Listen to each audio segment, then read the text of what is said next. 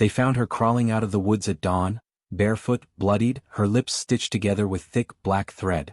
No one knew her name. No ID. No fingerprints. But somehow, she was still breathing. The first call came in just after 6:13 a.m. The trucker who dialed it in sounded more shaken than anyone at dispatch could remember.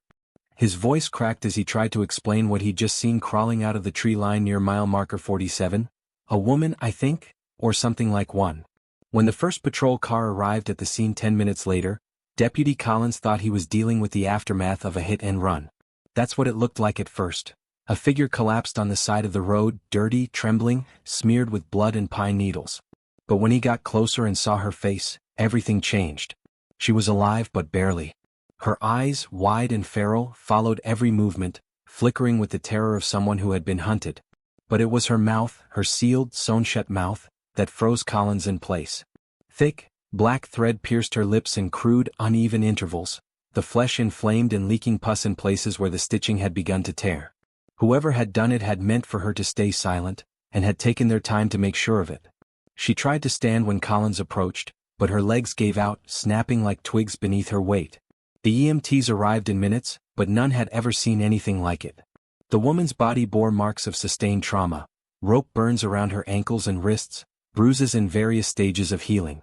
Her fingernails were jagged and split, with dark debris caked beneath them, as if she'd been clawing through earth or stone. Her pupils were dilated. Her breath came in short, broken wheezes. But the most disturbing thing was that she never made a sound. Not a groan.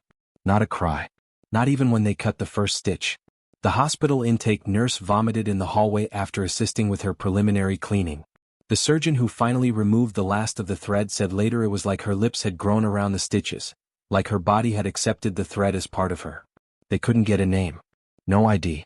No match in any local or federal database. Her fingerprints had been deliberately burnt away, replaced with scar tissue. Her dental work didn't align with anything in U.S. or international records. For all practical purposes, the woman didn't exist. But someone had gone to great lengths to keep her that way. Sheriff Kelsey, a 23-year veteran of the force and known in the county for his stubborn skepticism, spent the next 72 hours unraveling the circumstances around the discovery. He interviewed the trucker, retraced the woman's path into the woods, and sent search parties combing through the area where she'd emerged.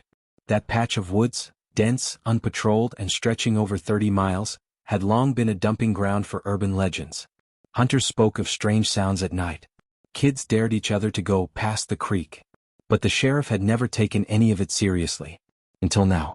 Just before sunset on the second day, search dogs found something buried in the mud near the base of a cedar tree.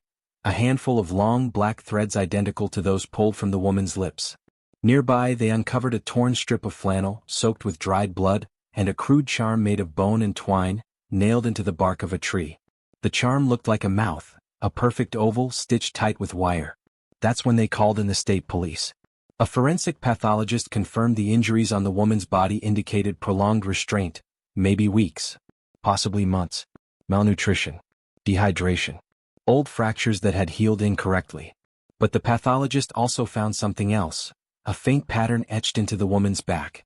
At first they thought it was from a belt or cord. But under UV light the pattern became clearer, symbols. Circular, looping designs repeated with ritualistic precision, burned into her skin. Kelsey tried to suppress the details, but the media got wind of the story within days. Speculation exploded. Cults, serial killers, trafficking, satanic rituals. Everyone had a theory and none of them felt close to the truth. The girl, still unnamed, remained under sedation in a high-security hospital wing. Monitored 24/7. Armed guard posted at the door. But even in her comatose state, nurses reported strange things. Lights flickering, heart monitors skipping, whispers that seemed to echo under the fluorescent hum of the hallway. Then came the child's drawing. 9-year-old Ella Morales went missing for 3 hours one afternoon while playing in her backyard. When she was found, standing by the woods behind her home and staring into the trees, she clutched a crumpled piece of notebook paper. On it was a drawing, a stick figure woman, eyes wide, mouth sewn shut with jagged black lines. Behind her, a dark house, tall and thin, with a crooked roof and a small red window that looked like it was bleeding. When asked where she'd seen the woman, Ella simply said, "She was whispering to me." Sheriff Kelsey didn't want to believe it. But by then he'd started sleeping with a loaded gun by his bed. Something about the case wasn't right. Something old. Something crawling up from a place no badge could reach. And whatever it wasn't finished yet. It took nearly a week before anyone connected the thread pulled from the woman's mouth to something tangible.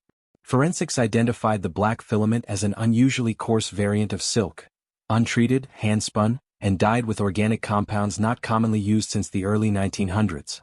More unsettling was the presence of trace elements, crushed bone dust, copper filings, and what one lab tech described as degraded human tissue. It wasn't just thread. It was ceremonial.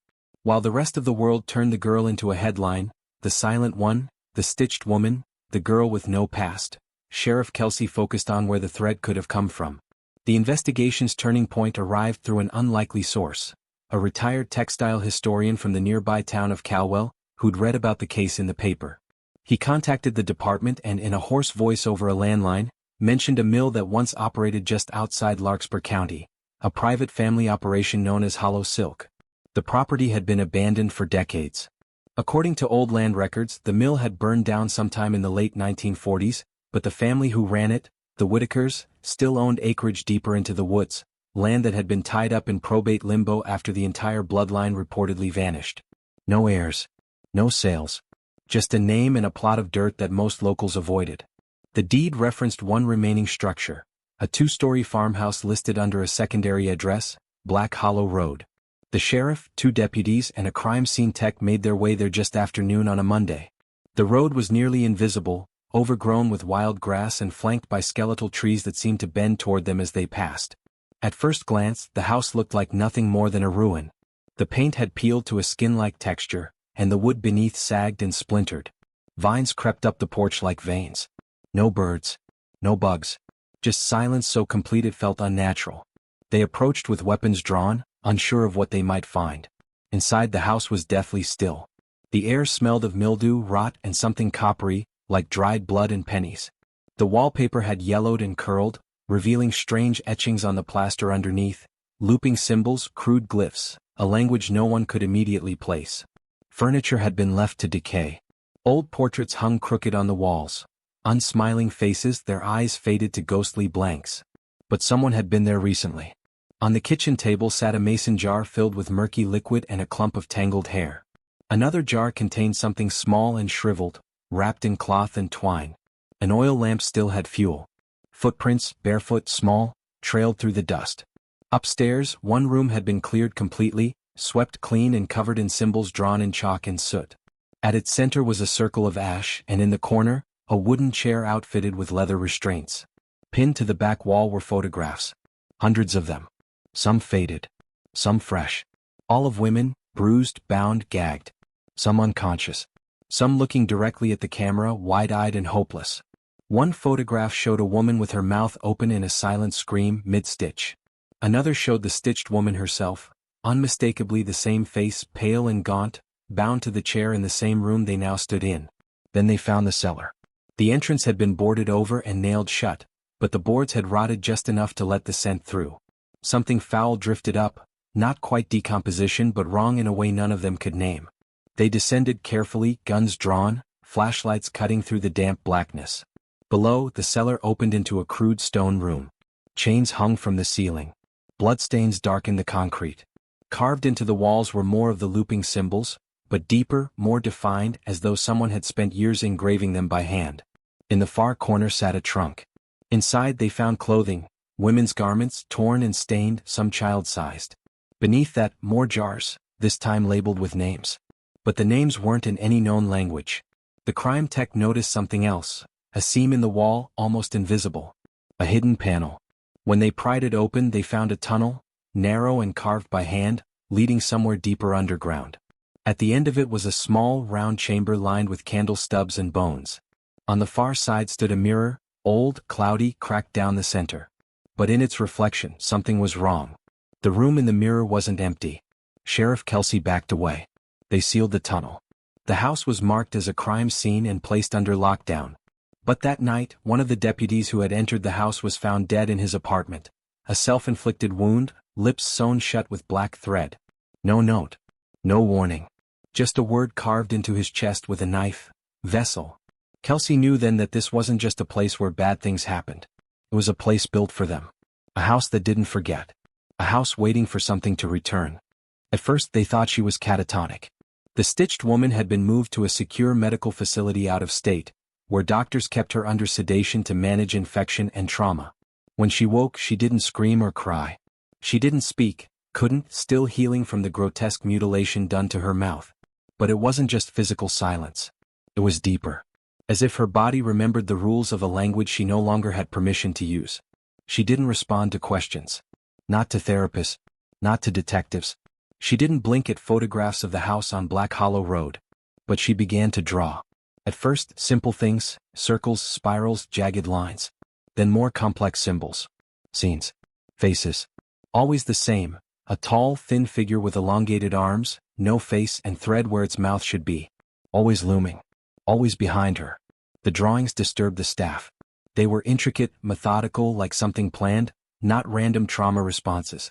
Every night she drew more, covering the walls of her room with them. Even after they removed pens and pencils, the drawings returned, scratched faintly into the paint with her fingernails. Doctors debated if it was psychosis, but there was a pattern and intelligence behind it. A message trying to take form. Then came the dreams. It started with one nurse, then another. Both reported waking from the same nightmare. A woman screaming through stitched lips, trapped in a burning room, clawing at a mirror that wouldn't break. One orderly quit after a week. Another was found in the stairwell, shaking, muttering the same word over and over. It's not her. It's not her. The hospital brought in a trauma specialist with a background in semiotics and historical linguistics, Dr. Lena Morell. She had once worked with cult survivors and believed that symbols could hold meaning deeper than words.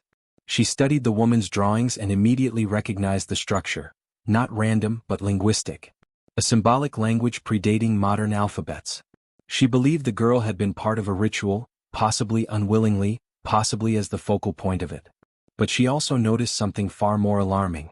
The drawings weren't static. Over time they evolved, shifted. They became maps, sequences, and what appeared to be instructions. Dr. Morell theorized they were building towards something.